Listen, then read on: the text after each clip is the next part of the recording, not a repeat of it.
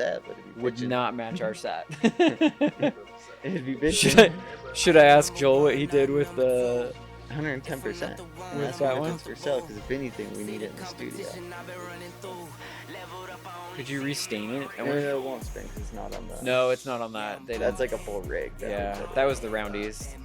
That was the Roundies rig. You can't fit that down. But the table would be sick. It would be cool. It'd be like a full diner booth. If you don't know what we're talking about, we filmed a little pilot thing for a futuristic retro diner. Yeah. It was like... That's a good way to put it. Yeah. Futuristic people, retro style type shoot.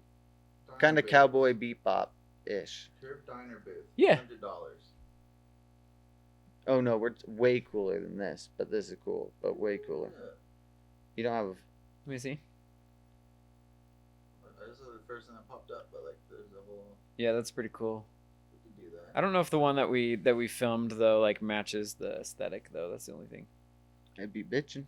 What about a sweet black one? It's green. It's like mint green. The one that we were using. It'd be bitching, yeah. It'd be badass. Wasn't it blue and pink? No, we lit it pink.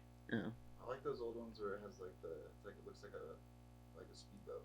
It's got the like glitter. That's what this is. Yeah, it was cool. We're back. What's up, Another everybody? Happy Rabbit podcast. We're doing the damn thing. Thanks for joining us. It's been slow. It's been slow. We've been doing a lot of projects at Happy Rabbit, coming up with things to do. But I feel like that's kind of the vibe in Utah right now. Everyone's trying to find things to do. Yeah, I mean it's crazy. It's like weird.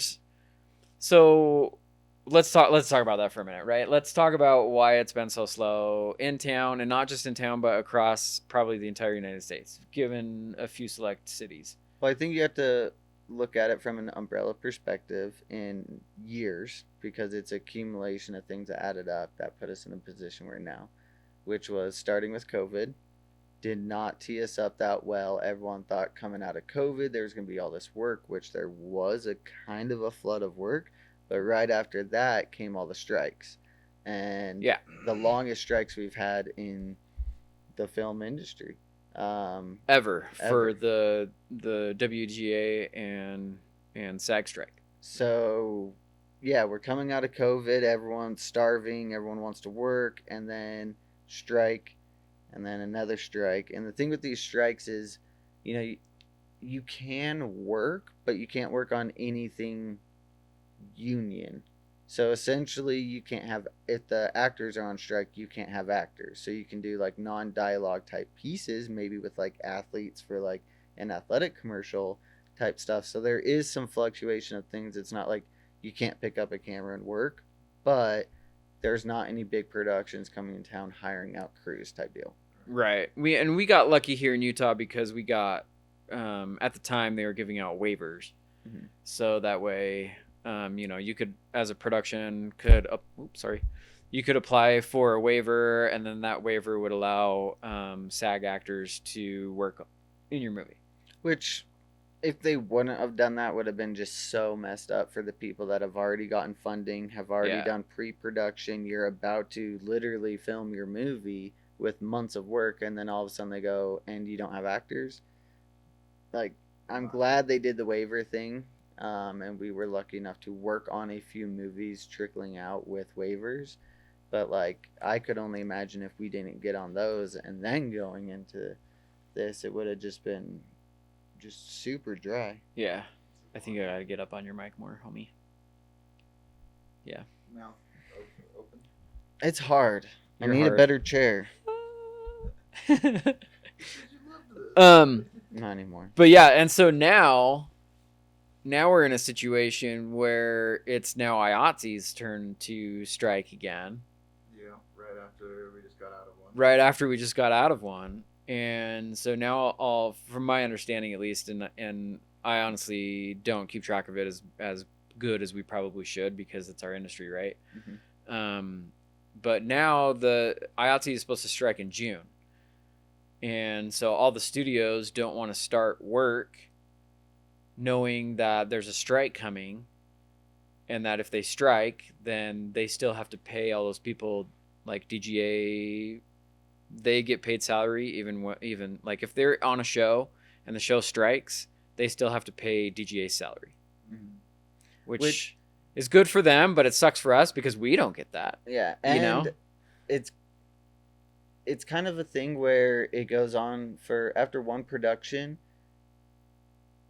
people get scared and like producers and things get like nervous and they don't want it to happen again. And I think we were the perfect example, or like what we just went through was the perfect example of that. Is like when a strike's happening, no one wants to be caught in like the middle of it and have to work out waivers and deal with all the bullshit. And like you have to realize we're dealing with people who will produce big movies in Hollywood, who make really good money, who don't necessarily need to make quarterly money. They kind of look at their stuff in like year, maybe 2, 3, 5 year gaps of how they're like making money. Right. Where I feel people, like they don't see it, like how it affects you and me, and No. that's what bugged me so bad about the Oscars. And I mean, I love what SAG does for actors. SAG is an amazing program. It tees up actors and like sets them up for success. But when the president gave her speech and was talking about the strike, it really kind of rubbed me wrong because it felt like these actors,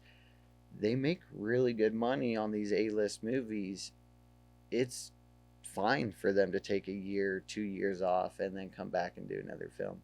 For people like us, we can't take a year off. So when they're having this really long strike, and I know they're proud of it, it really just like bends me wrong. Like I don't know. I don't. It's like they're fighting for us. They are, but at the same time, they're literally taking us out. Yeah. Yeah. And then they're also talking about like the 1% of actors, like the people that are in that room during the Oscars, right? Yeah. Like They're the only okay. they're okay. Yeah. It's all the other actors that, work on the commercials and like the low budget movies where they're literally only making like $300 to $1,500 a day, $300 to $1,500 a day, like, and then they have to go out and get real jobs. If you're making under $100,000 a year as an actor, you're affected by it 110%. Yeah. And you can't float yourself for 6 months to a year during these strikes. And we're all in the same boat. And it's a weird thing we're going through right now. I've talked to people who have been working 40 plus years in the industry who have said they have never seen it this slow in Utah. I beg to differ. Even 2008, everyone was saying it was way busier. No. Financial crisis. Yeah, 2008 was this slow.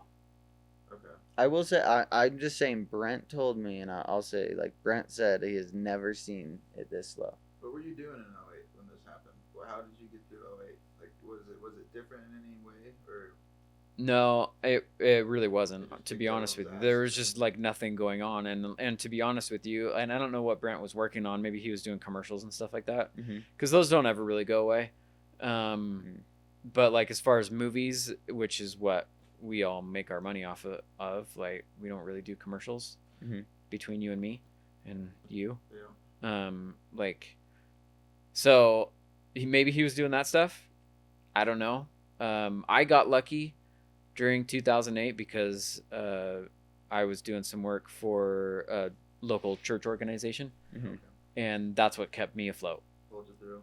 is doing that stuff, because I legitimately didn't work on like That's wild. any film sets for at least 6 to 8 months.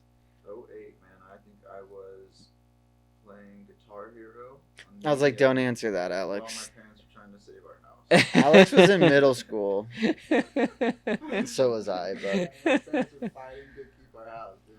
Life was good. that's Yeah. what 2008 was for you? Ignorance is bliss, right? I almost got the hard one in 2008. And so now we're in a situation where it's like everybody knows there's a strike coming, and so they're not going to start a show or start a movie with an impending doom looming over their heads. Why do they do Which it makes right sense. after each other? Like, why It's don't they just- have that? And It's then just we're how done? It's how it how lined it- up this year. And it's how it rotates. So, like, not legally, but how all of these work is they all get a turn to essentially bring up their It's every issue- 2 years. yeah, it's like all their issues and things that they want to discuss. And essentially, if those aren't met by the other groups, then they say, okay, then we're striking. And it just happened to fall right after each other this year. Yeah. So Uh, every 2 year, at least for IATSE, it's every 2 or 3 years. I think it's 2. I think it's two. Yeah. But IATSE can go and they have to go and renegotiate their contract with the studios. And but if they strike for 6 to 9 months, and then the next strikes for 6 to 9 months, by the time they're up for renegotiation, it's like we're just in this one long continuous strike, and that's kind of what we're seeing, and kind of in, which makes sense. Why would a studio put up millions of dollars or hundreds of thousands of dollars to then like be met with all these complications and things when they say we'll just wait 2 years and do it then? Like, it makes sense. Like, why would you risk that much money? it sucks. And when you have that much money, it doesn't really affect you in that sense. Yeah, For you those can- guys, it doesn't matter You can because float a year or two and then do it when it's right, and not and the risk it. studios, here's the thing too, and even like those A-list actors, right? They're like, we strike, but then you watch what's on TV right now. What's on TV? Like, what are the shows that everybody is on TV right now that are the big hits? Like Netflix series and such. No, it's live TV. It's game shows. Very true. Yeah, and like I'm into All the game game shows, shows, yeah. right? I'm not too into that, but I see what you're saying. Yes. Masked Singer, Snake Oil. Yeah. What are some of the other ones? Rob America's Lowe Got just Talent. did one. Shout out Curtis and Grace. Yeah, like, you know what I mean? And so it's like, and all these actors now are hosts or they're guests on there because or like not live TV, but reality TV doesn't fall under the SAG contracts. And you got non-scripted. Yep. And so that's when a lot of, what was the TV show that was created because of the strike? I think it was in 2008. There was a whole style of, what was it? I don't There's know. like a whole style of like TV that changed because there was a strike, and all the writers realized you can do more like live comedy. Like, I know Saturday Night Live's been around way longer than that, but Like sitcom sort of shows. yeah, it's like all that style of TV blew up because of the writing strikes, and they were like, well, we don't need scripts. Let's like do live. It probably was reality Yeah. because that's the reality is yes, the only it- thing yeah. that doesn't fall under It was reality TV. So Yeah. as soon as 2008 happened and all the strikes, they're like, and Kardashians kind of teed that up, but it was like reality TV. We don't have to pay writers. We can add in some drama with the producers, mix it up, and just film what happens and create the story here. Yep. And it's like shows like Catfish and like all those things just blew up. Jersey Shore. Yeah, so Yeah. like big studios, like they still make their money. They still are airing shows that people are watching that you're paying money for, you know, the subscription or if you pay for cable, whatever. Right. And so the big studios are still making money because they got, oh, well, we got Or they'll Reality they'll TV lease a shows. series to another streaming platform, and they'll just renegotiate some things. and So they'll they make don't their care. money. It's the rest of us that get screwed Yeah. So in that process. looking at it, it's not necessarily a dependable thing. You're not getting into the film industry saying I'm making $80,000 a year, and next year I could be making 90 with my salary and Christmas bonus, and in 5 years I could be making 120 a year with a retirement. You know, that's most people's situations in like career paths, right? Film is like not that at all. And I'm gonna be honest, getting into film, I thought it was a little bit more of a secured income. I thought as soon as I work on big movies, I don't need to hustle the day-to-day BS of film. You thought when you joined the union, you were like, I made it. Oh, I thought when I was in the union, dog, I was like, I'm gonna be rolling in it. I thought my life just changed. And now you're like, why did I drop 10K to join the union? You got your elbow fixed. I did get really good insurance, and I got an amazing surgery. For like 6 months. That is the most bullshit thing about the union, and I'm gonna call it out, is in Utah we struggle because we don't have a lot of union shows that come through. We're lucky if we get one every 4 months, right? A movie or something. You have to have Dude, it's worse than that. I'd say it's- we maybe get one a year. it's worse than that. You have to keep up a certain amount of union hours to keep your insurance. Essentially, they're saying once you're part of the union, you need to continue working in the union for us to give you insurance. That's great if there's work. 90% of our stuff we work on is non-union, so I'm still working in the industry, but not on union stuff, which essentially then I don't get my insurance, but I still have to pay. Damn. Your fees and dues. Yeah. Yeah. That's kind of mean. That's So why I haven't done it yet. yeah, essentially you're pissing into the wind. I love that. But if it's a hot day, it may feel good. It can Yeah. cool you off a little bit. Yeah. So it's all how you look at it. If it's a cold day, it's going to be a bad experience. So Don't That- join the union. I don't know. that being said, No, the union is great though. I will say this: the main thing that the union does for you is you get a rep who negotiates your rates, negotiates if there's anything that you don't like going on. They're your point of contact, and you're protected through layers of stuff. Yeah, and there's pros and cons to everything, right? Like, and like you're on a list, so if anything union does come into town, like And I can you're call, on that list. And I can call my rep and be like, I need work, and he will find me work out of state. So if I really wanted, I could call the rep and go work in LA.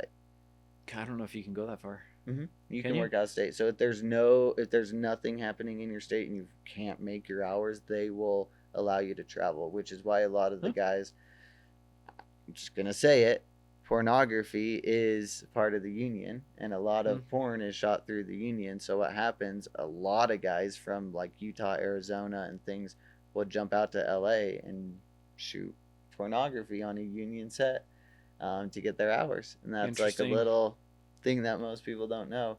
As soon as I like needed hours, I'm like calling around, and a few of the union guys were like, yep, jump to LA and shoot. And I'm like, You're like, no. what? I'm not doing that. Interesting. Yeah. Weird. So it's weird. It is, I would say nothing's guaranteed in this industry. No, it's not. And we actually just had a good friend pass away that had worked in the industry for a really long time here in Utah. Yes, shout out Rockets. Rockets, She was an amazing person. Yeah, she was a hair artist on set, and she just passed away. And at her funeral, actually, everybody was there, and it was beautiful, and it was great to catch up with everyone. Everybody's not working, and so it was funny. But I was talking to some of the older guys that have been in the industry, and they're in their like 70s, range of age, and still working, still doing the same old thing, like still working in the film industry. And it's because you don't have that longevity of like, cool, like I get to increase my salary every year or whatever. It's like you're choosing to work in the film industry. You are literally going to work in the film industry until you die. Yeah, no, I would Yeah. agree to that. Yeah, it's just how it is. I think you said it best the other day. You're not working in the film industry because you want to make money. You're working in the film industry because you love to make film. Yeah. Now, are there people who completely cash out in this industry? 100%. Are there people who barely make it by their entire careers and shoot low budget stuff and absolutely love every single day of it? 100%. Do I think you could go out and make a shitload of money? Yeah, I think it's really just like dependent on like your situation and how you're teeing yourself up and what you want out of it. Yeah.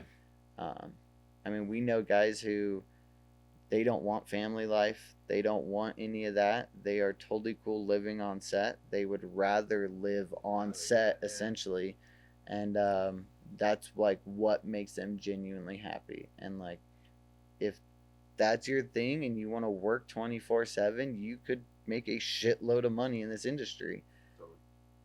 If you want to take a month off because you just worked 15-hour days for a month and didn't see your family, then you're only working 6 months out of the year. So Yeah, how's your financials? How good are you at saving? Yeah. How good are you at investing? if you're like like Yeah. Miranda What's your and side I, hustle? and I know your wife and your guys are on the same boat, but it's like, what's your side hustle? Miranda and I are starting a coffee truck. I have a few other little companies that I've dabbled with. I know Alex does. You have to do things on the side. And that's essentially why I knew you would do good in this industry, is because I knew you were that little like hustler that could go do it. Need $100, I'm gonna get $100. Yeah. It's just it's how it is. Yeah, it's I don't crazy. know. It is crazy. So what do you guys do to stay busy? Bless you. Financially or for fun? Is there a difference? Either one. Like, what are you doing to stay busy right now? Because there's no work, right? Yeah. And I know there's been a lot of people like reaching out on different social media platforms, like, you know, looking for things, looking for work or opportunities, whatever it is. While we're right? on this real quick, Miranda and I put out a post for some help on the coffee truck to get like some guys to come over and do manual labor on the truck with us. And to my surprise, probably 15, 20 people from the film industry hit me up to come work. And that was kind of like, yeah, and essentially it was like, who needs to make some money and let's just work on this truck together. We need help. Everybody. But it was weird how many people, not weird, but it was surprising how many people from the film industry, it made me realize like no one's working right now. Nobody's working. Yeah. That was made like blatantly obvious at the funeral, you know, like literally everybody's like, oh, hey, what are you doing? Absolutely nothing. Oh, what are you doing? Nothing. What are you doing? Nothing. It's weird. Like nobody's working, you know, there's like maybe like 1 or 2 commercials happening that there's a few people on because they're not very big commercials, right? And then outside of that, they're nothing. Like there's some local companies that produce like, you know, some lower budget, awesome commercial style content, kind of like that Purple Mattressy style stuff. Yeah. That's always going to happen. That's always going to continue. Companies need You know, commercials. but film sets, full crews, yeah. Nothing. So where do you... So what are you doing? What do I do? Yeah. Yeah. I think at heart, I'm an entrepreneur, right? So the second I get any free time, I'm trying to like create a business. Anything that I like love to do for fun, it's a pro and a con, but anything I love to do for fun, I want to like make money at it and like turn it into a business for some reason. Because I think if you can make money while you're having fun, then like I found that very early with film, and I'm trying to replicate that with things I like. You see how he like yawns when I talk, He's like, dude? I'm tired. Yeah, this is good. Good story, Scooter. Yeah. No, but I always try to like make businesses, and so I wrote 2 more kids books. So we have the Adventures of Leo and Scooter, and then I wrote volume 2 and volume 3, and those are now got through the process and are now, I'm announcing, I guess, being published by Amazon. That's awesome, dude. They accepted the books, which it's kind of a process. You have to put them through, and it goes through their whole thing, and they like go through every page. And once you're like finalized and they publish it, then it can go to printing, which is cool. So next 2 books are on the process, and then we're doing the coffee truck, and I'm trying to stay busy. I can't, and like if I'm not making money or essentially like working, I feel like I'm like, this sounds bad, but I feel like I'm like useless, or I feel like I'm like not living up to my daily potential. Like at the end of the day, I'm like, what'd I do today? Like, oh, I had fun, cool, but like did I no, but seriously, like, but what did I do? Like, and maybe that's not healthy to like relate that with financial, but like that's my financial, my day-to-day financial is how I kind of base my success a little bit. And so if I don't create something in that realm, I feel like I'm not being successful that day. So I try to go make money, I guess. Try to feel like I'm being successful. But yeah, it's slow and it's shitty and it doesn't feel good not working. Especially when you have a newborn. Well, you also have that too. You have a new baby that you've been taking care of too. That's it. Yeah, That's a big time. It adds the like I gotta provide, and so that's probably where I'm feeling the like fire under my ass a little bit. But I mean, dude, I ask you, and there's a lot of times I come to you for questions or advice because 1, you have a kid and a wife, and 2, you're in the film industry, and that's I think the hardest and biggest balance between the relationship side and the financial side. But taking your advice and like Brent's advice, I'm taking this time and being smart with it and spending time with the family and doing that while we can So if we have a crazy year next year or something, I don't feel as guilty Right. being gone. That makes sense. That's smart. But what do you do? Helldivers. I don't know if you're familiar with it, Oh but my it's God. a really I knew, awesome I video fucking game. knew he was gonna say video I've games. been on video game grind too. Yeah, we play video games, but that's like No, It's like an hour out of the day, maybe. No, for but normal people, not Charles. no. I've been working. I like tinkering, right? Hmm. And so, like when we first started this whole like not working thing, like you guys got me into RC cars, right? And so I was like mainly Alex tinkering with I RC went down the cars rabbit and hole. like building my own chassis and stuff like that, right? Can we just talk about that for 2 seconds? Charles went hard. Alex introduces us to RC cars. We get into it. Next thing you know, Charles is designing and manufacturing CNC cutting frames for RC cars and like custom making these frames that can go upstairs vertically and like Yeah, he dove in. when he's hard. saying he's tinkering, he's manufacturing RC frames. He's engineering and manufacturing. Okay. If math wasn't so challenging and hard for me, like I probably would be an engineer. Yeah. Like an electrical engineer. I freaking love that stuff. I just suck at math. he says So hard. he says that, but like all the stuff he does doesn't. That's because I can like look at it and be like, oh yeah, I don't have to like do like geometry and like calculus and stuff. I can like look at it and be like, oh shoot, I'm off by like 1/8 of an inch and then like move it over.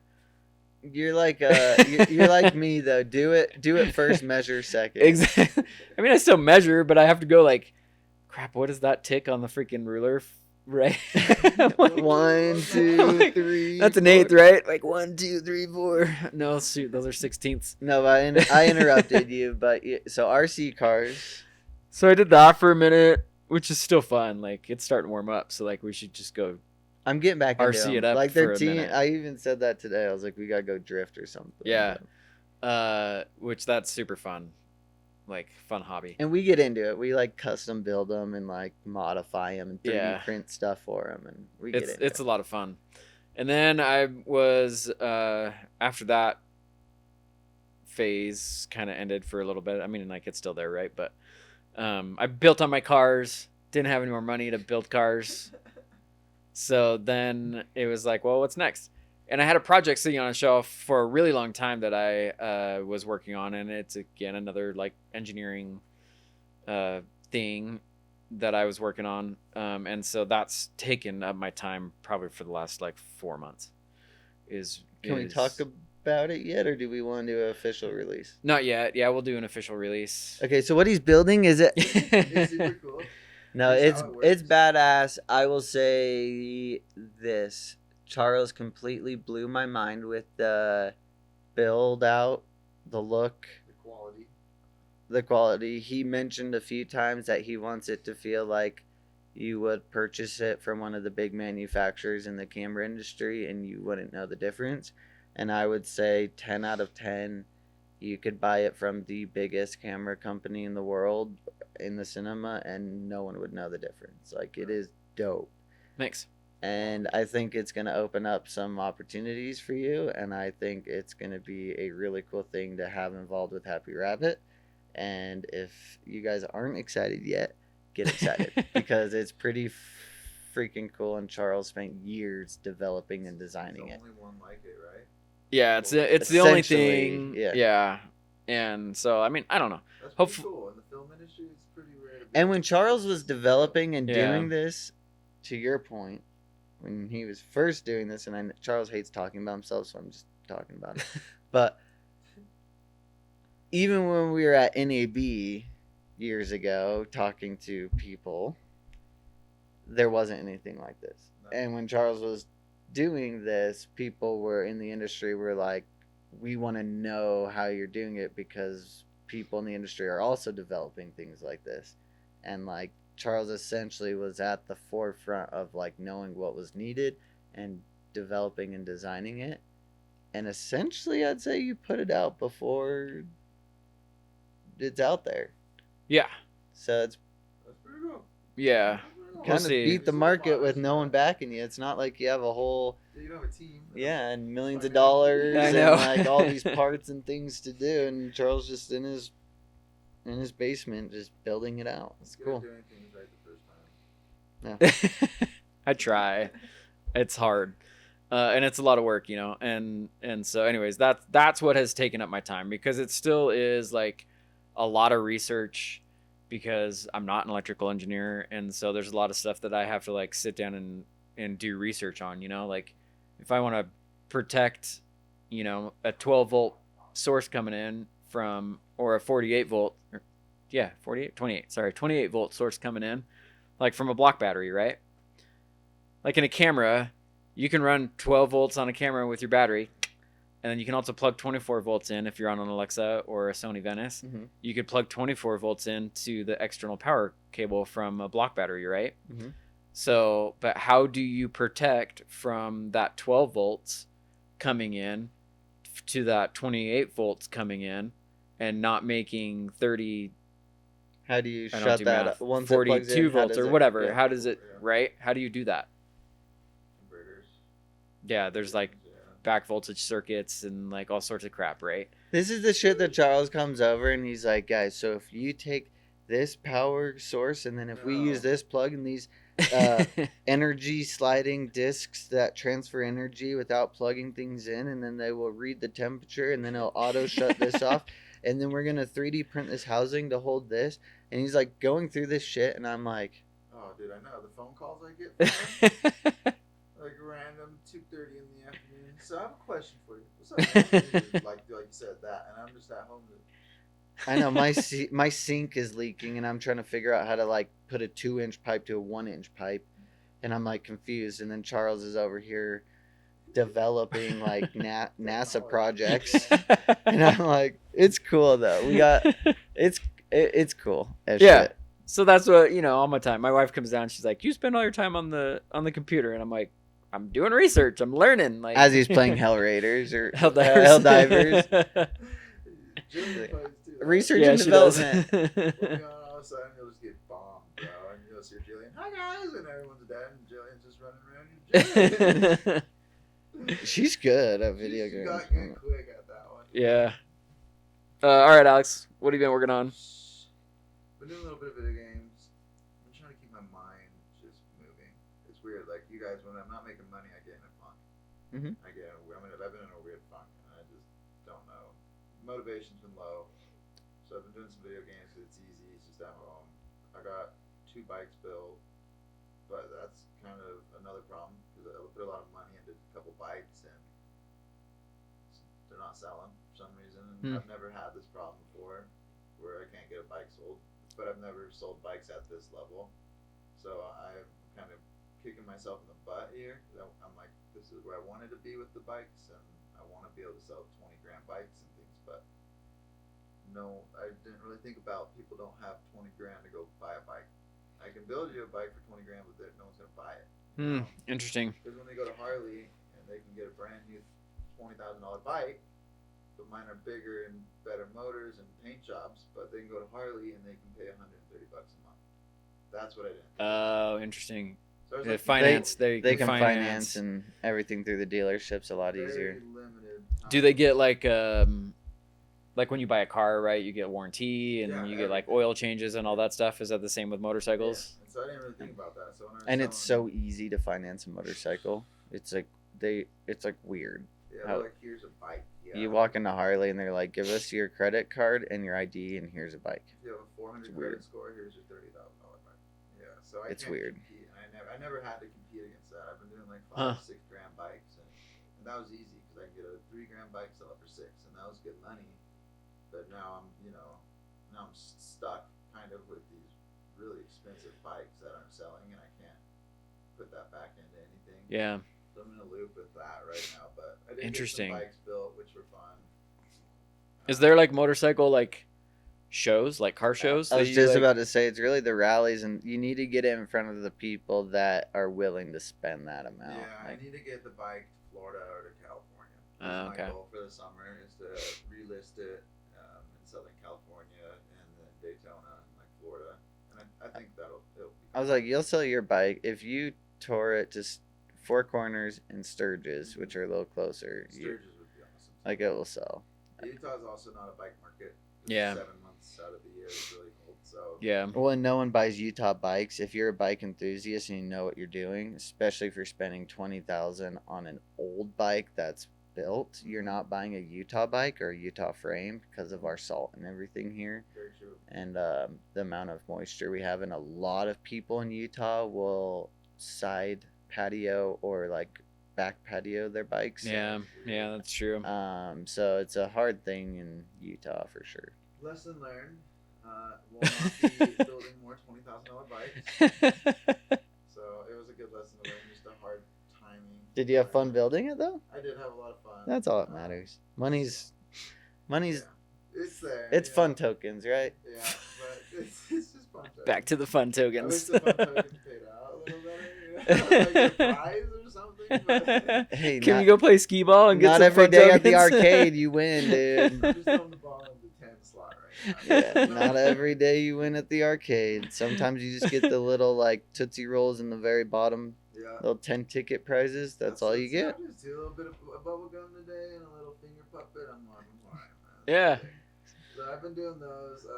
Finished those like a month ago. Finished the last bike, and then we've been working on the food truck for most of this last month.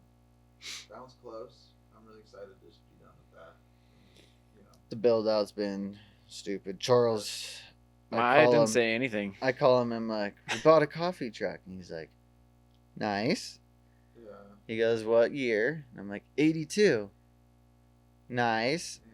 And then he comes over and he goes, Yeah. it's a lot of work. And I'm like, yeah. And he goes, your whole entire front of it's rusted out. I'm like, See, this is one thing I wish Yeah. you had done. I mean, if only you had a homie who restored vintage vehicles for 3 years that you could have called before that, or had come with you and look at it with you and like tell you the process of what you're gonna be putting into it. bro, If only you had. Or just another homie that's like if you reality check homie, guys, right? if you guys haven't realized anything about me, I'm a gunslinger, dog. I will pull that trigger. I'll pull that trigger before I even know where I'm shooting. You're jumping off the slide and you're just like, here we go. I don't know where we're going, I but don't know where it goes. You're going down the slide. You're jumping off the side. Of the slide. Over it. I have a tendency to do that, but I love it. And like, dude, I saw that shit on Facebook, this van, and I called the dude up that day, went and bought it that day. I created this concept that day when I saw the Facebook ad, and I was like, this truck. I was like, let's create a coffee truck. And then I like asked Mer, and she's like, yeah, this is great. And then it was a thing. It was like within 24 hours, we had a truck, and we're off and running. Yeah. So at least I keep you guys on your toes. You never know what's next. Living with Evan, like he comes home, he's like, what'd you buy this time? Yeah, Evan's the same way though, dude. I mean, like yesterday we were out there right when you left, and a cop shows up. Oh my We're god. walking up the driveway, we're all like, ooh. Yeah. You know, like, oh, yeah. Yeah, we're like, and he's like, whose trailer's out front? I was an asshole, dude. I was like, his. Yeah, Evan comes out, he's like, oh, it's ours. I'm like, no, it's yours. Yeah, he goes, yeah, it's our trailer. And like Alex and I like look at him and we're like, no, it's yours. Walk away. And we walk away. Totally threw him under the bus. Love you, Evan. That Sorry, is buddy. funny, dude.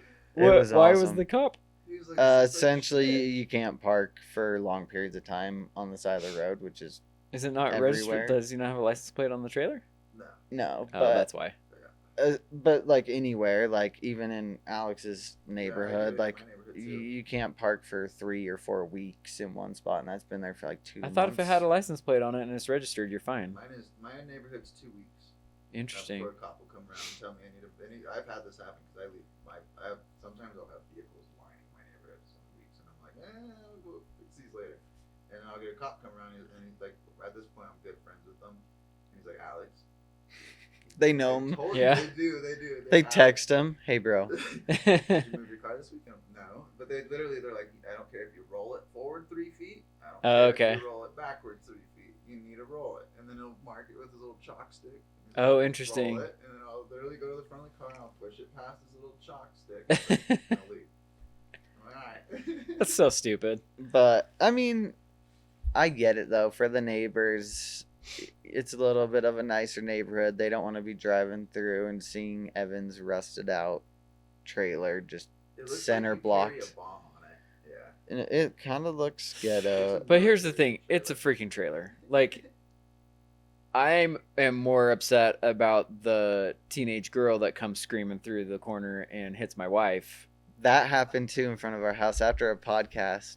than the freaking trailer sitting out on the street. Like, the 16-year-old texting the while 16-year-old flying texting her friends, like, oh, we're going swimming. whack Skipping school. into yeah. Jillian's Yeah, car, and then hits a car, right? Like, hits your wife's car. that's what I'm more like Pretty much concerned in our about. driveway. Yeah, like, Yeah. if you're a cop and you're like literally patrolling because somebody hasn't moved their car, like, Well, I feel like there's more important things to do. no, I agree, but I guess our neighbor called. They called on it. Yeah, I'm gonna call your neighbor We know who on it your was. freaking We kid. know who it was. Um, We wanna. That's all good.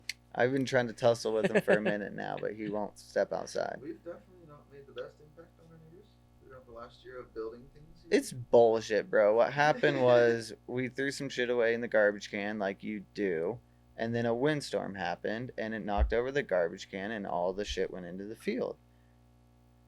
Sorry. So I went out there and I picked it all up and put it back in the garbage can. Well, that dude had to write us like a letter of how our trash is destroying the neighborhood and all this other shit. Well, mind you, you saw that field when we first moved in. Yeah. I've made that field look nice. I like have taken skidsters through it, ripped out old shit, like made it so nice over there. And then he has the audacity for the one-time wind blow stuff.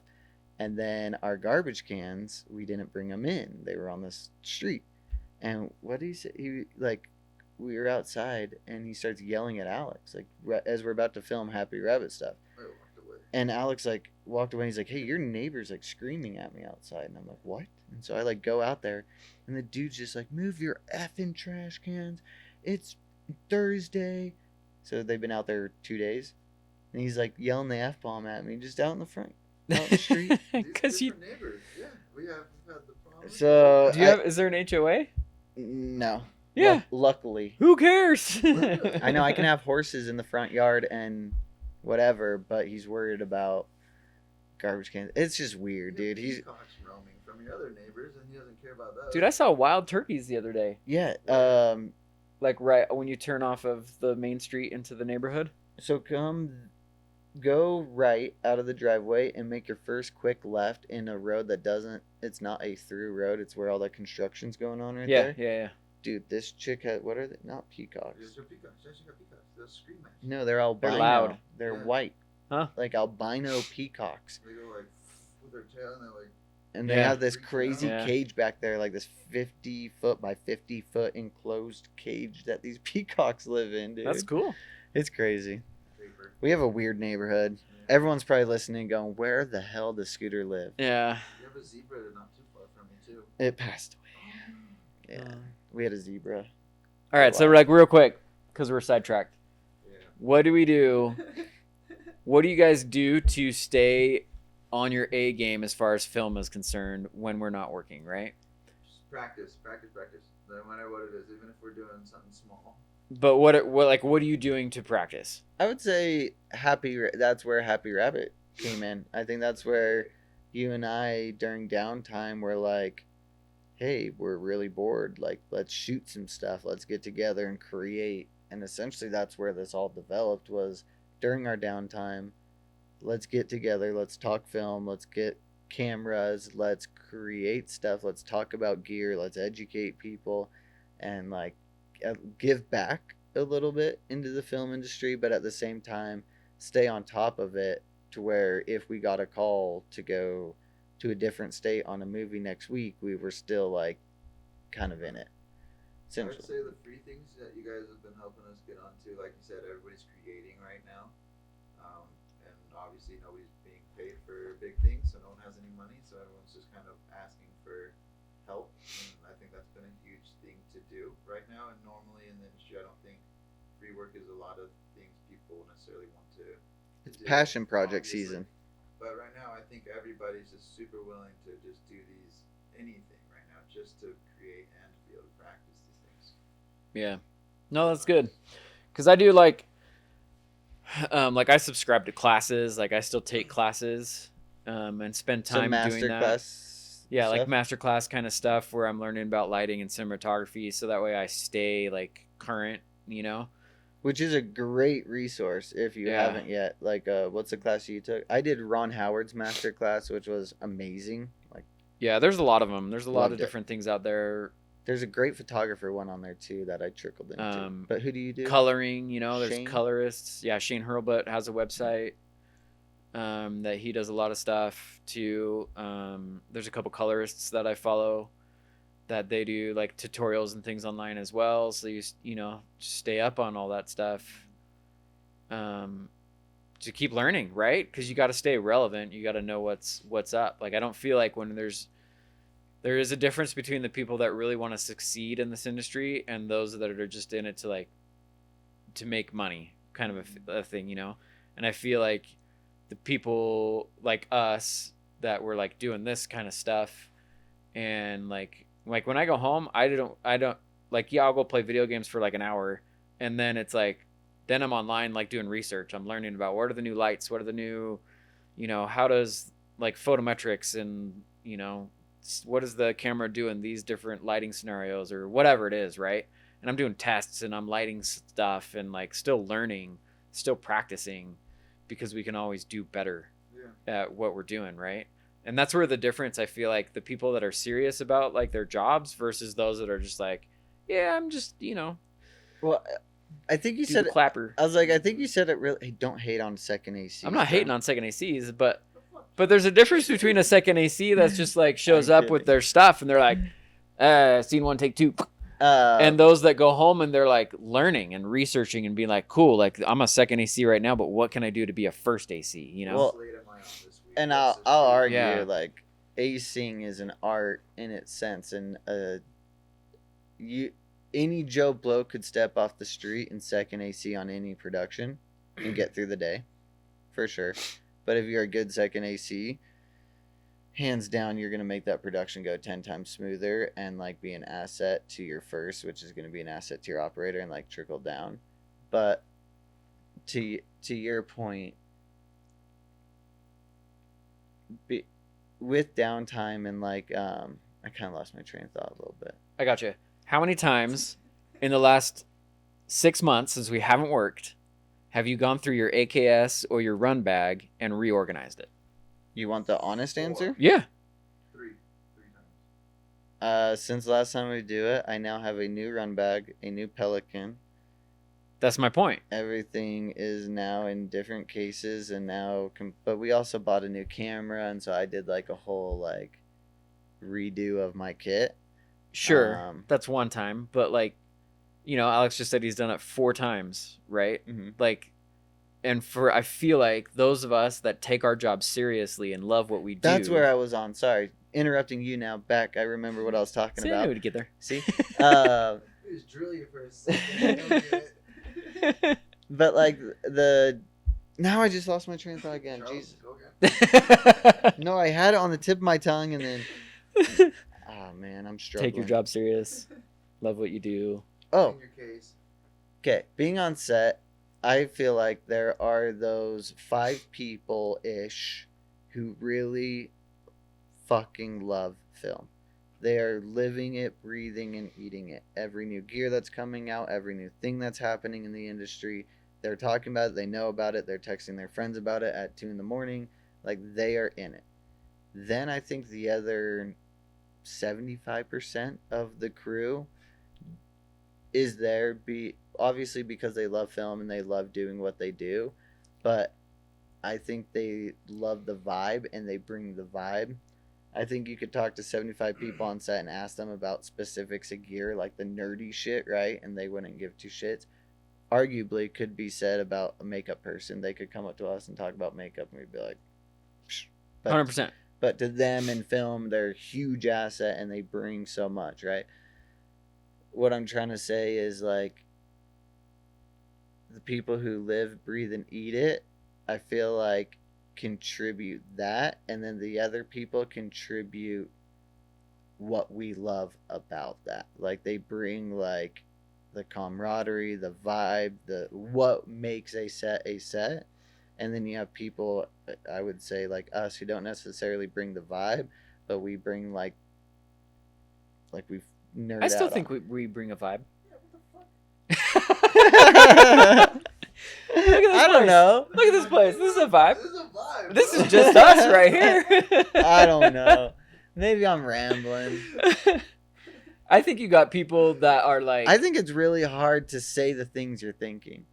Sometimes it is, yeah. It's hard to like put thoughts or vibes into words. So there's that. I'm struggling. Okay, fuck you, Alex. I think you got people that work in the industry because they like there's a little bit of fame that comes with working in film, right? Yeah, definitely. Even if you say oh, I work on film set, People are like, oh my gosh, you're so cool, right? movies. Yeah, and I feel like there's those people that work on the film sets because of that. Or they want to be like some famous DP or famous director, or they want that attention. Right. And then I think you have the people that actually love working on film sets because they love working on movies and they want to tell stories in whatever capacity that is. They want to be creative, And I feel like those are the people like me, like us, that go home and study, and we go through our AKS cases like 40 times and reorganize it so it's perfect, and make labels and It's ready to go tomorrow. and like, how do I make my case that's already perfect more perfect, right? Like, I feel like those are the people that like just love making movies because they love being creative and doing that stuff. When you work on sets with those people, it's a million times different. It's totally different. It's such a great set and environment to be Well, on. you can feel their love. Like you It's can real. feel that it's real. Yeah. Yeah. It's not. Versus the guy that is just on there to like be cool. Well, and I think a big part of it, especially with social media, is we're so used to everyone just trying to be cool or like trying to be that. But when you actually experience someone who genuinely loves something and they're doing it for them, you can't put words on it, and that's why you want to be around it. 100%. Yeah. It's a different environment. 'Cause I've been on sets with people who really don't want to be there, and I don't want to be there if you don't want to be here. Like, Well, then it's weird. Like, We've done it though. We've done it ourselves on sets where we don't necessarily want to be there, and it's not fun for us. And then we've had sets where like we didn't feel like we worked all day. It was like the boys and like just creating and like doing our thing, and it was like fun as shit. fast day. Yeah. Yeah. Like Matthew, he got me on a little shoot with his friend Matthew, and the guy, I'll have to look up his name. He just added me on Instagram, but he's from Texas, but he has the same mentality that we have with Happy Rabbit, with trying to treat people differently and to change the film industry's view on how they treat people and how things are created. And when I worked with that guy, it felt like I was working with the future us, and it was so cool to work with that guy because it was just such a good environment to be on. Like, he didn't care that he was the director. He was going to come talk to me. He was going to go talk to you. He was going to go talk to the makeup guy, and he talked to everybody the same way. Everybody was treated with the same respect. If he had an opinion, and it had something to do with hair, he wouldn't go over and mess up the hair. And this goes over here. He'd ask people, "What do you think? What do you think, Alex? Does that sound right on the bike thing? Does this sound right? Makeup or hair? Charles, how does this look with lighting?" What I do love you it. think? I love a communicative director like that though. Dude, it was just a whole different world from some of the other sets we've been on, and like, I'm so excited that that's what we have been trying to push here with Happy Rabbit too. And it was cool to see that it works. Like, he can make it work, we can too, and it's a real thing. Like, Totally. it's a thing. Yeah. I don't know, but it's time to go. So, learn stuff. Yeah. Practice If stuff. you guys like the new podcast setup, we worked really hard on it. Thank Charles, because took a lot of convincing, but we completely built out the full set, and we're proud of it. Yeah. Yeah, Probably didn't even notice, did you? Oh, they noticed? Are you kidding? Because they're not watching, they're just listening. Maybe. Maybe. I'm watching. Oh, and we are almost at 25 episodes, which we said that would be our ticket to not ticket. Win it? That'd be a ticket to win it. No, that would be our. I don't know. Is there a giveaway? No, when we're going on Spotify, Apple Music, all the podcast apps, We're going viral. we're going viral. No, we said we More platforms. Yeah, we essentially said we wanted to build up a portfolio before we expanded to other platforms, so we weren't getting on podcast platforms and having 5 pieces of content. We wanted to give people a bunch of it, a lot to listen to. Yeah, more content. So yeah, we are almost at 25 episodes, which will be our big launch onto all the other platforms. So check it out. All right. That's exciting. Please like and subscribe, and then check out some other videos too if you haven't already. Thanks for watching or listening. Peace. See ya. Yeah.